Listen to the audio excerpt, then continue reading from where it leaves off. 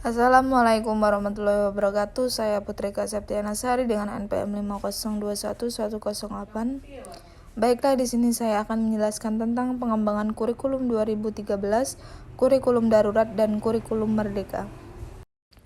Pada kurikulum ini mempunyai dasar pertimbangan. Yang pertama yaitu dasar pertimbangan kurikulum 2013, kurikulum darurat dan kurikulum merdeka atau KURMA. Dan adapun rasiologis kurikulum pengembangan 2013, darurat dan kurikulum merdeka.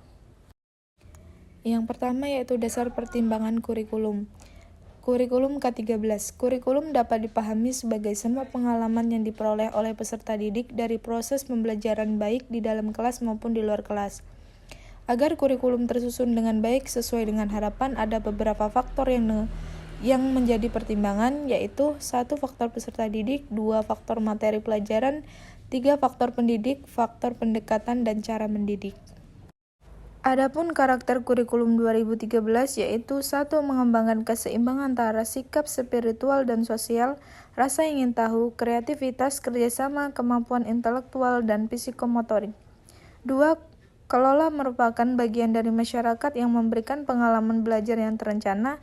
3. Mengembangkan sikap, pengetahuan, dan keterampilan. 4. Memberi waktu yang cukup leluasa untuk mengembangkan berbagai sikap, pengetahuan, dan keterampilan. 5. Kompetensi dinyatakan dalam bentuk di kelas dalam kade mata pelajaran. Adapun dasar pertimbangan pengembangan kurikulum 2013 yang pertama yaitu mengacu pada standar nasional pendidikan untuk mewujudkan tujuan pendidikan nasional. 2. Kurikulum pada semua jenjang dan jenis pendidikan dikembangkan dengan prinsip diversifikasi sesuai dengan satuan pendidikan, potensi daerah, dan peserta didik. 3. Mata pelajaran merupakan wahana untuk mewujudkan pencapaian kompetensi. Dan 4. Standar kompetensi lulusan dijabarkan dari tujuan pendidikan nasional dan kebutuhan masyarakat, negara, serta perkembangan global. 5. Yaitu standarisasi dijabarkan dari standar kompetensi lulusan. Rasional pengembangan kurikulum 2013. Kurikulum 2013 dikembangkan berdasarkan faktor sebagai berikut, yaitu A. Tantangan internal. Tantangan internal antara lain terkait dengan kondisi pendidikan dan dikaitkan dengan tuntutan pendidikan yang mengacu kepada 8 standar nasional pendidikan yang meliputi standar isi, standar proses, standar kompetensi lulusan, standar pendidik dan tenaga kependidikan, standar sarana dan prasarana, standar pengelolaan, standar pembiayaan, dan standar penilaian pendidikan. B. Kurikulum darurat pelaksanaan. Kurikulum darurat bertujuan memberi fleksibilitas bagi satuan pendidikan dalam menentukan kurikulum yang sesuai dengan kebutuhan pembelajaran peserta didik. Dalam hal ini, pemerintah mengeluarkan kebijakan strategi pembelajaran berupa sistem daring atau dalam jaringan dan secara sistem luar jaringan.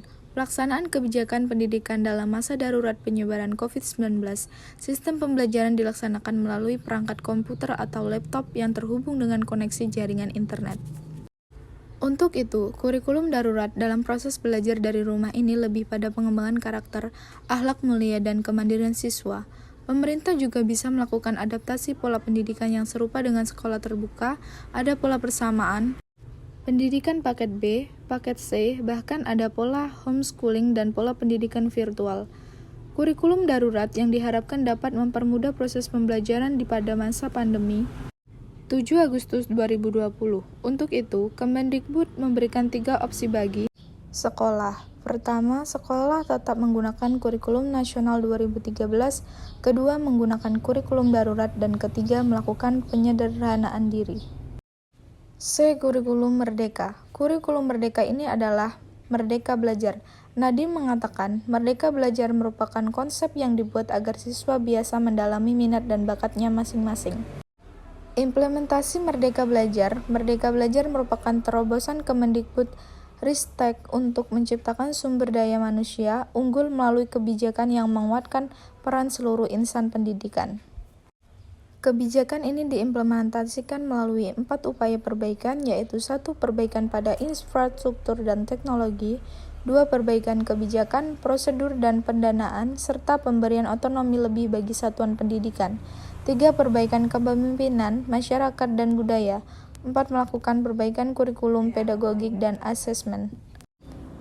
Karakteristik utama dari kurikulum ini yang mendukung pemulihan pembelajaran adalah pembelajaran berbasis proyek untuk pengembar soft skill dan karakter sesuai profil pelajar Pancasila, fokus pada materi esensial sehingga ada waktu cukup untuk pembelajaran yang mendalam bagi kompetensi dasar seperti literasi dan numerasi, fleksibilitas bagi guru untuk melakukan pembelajaran yang terdiferensiasi sesuai dengan kemampuan peserta didik dan melakukan penyesuaian dengan konteks dan muatan lokal.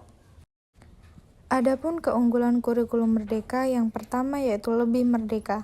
Merdeka bagi peserta didik memiliki arti yaitu tidak ada program peminatan di SMA, peserta didik memilih mata pelajaran sesuai minat, bakat, dan dana aspirasinya, dan dua, lebih relevan dan interaktif, memberikan kesempatan lebih luas kepada peserta didik untuk secara aktif mengeksplorasi isu-isu aktual misalnya isu lingkungan, kesehatan, dan lainnya untuk mendukung pengembangan karakter dan kompetensi. Baiklah, hanya itu yang dapat saya sampaikan. Lebih dan kurangnya saya mohon maaf. Saya akhiri. Wassalamualaikum warahmatullahi wabarakatuh.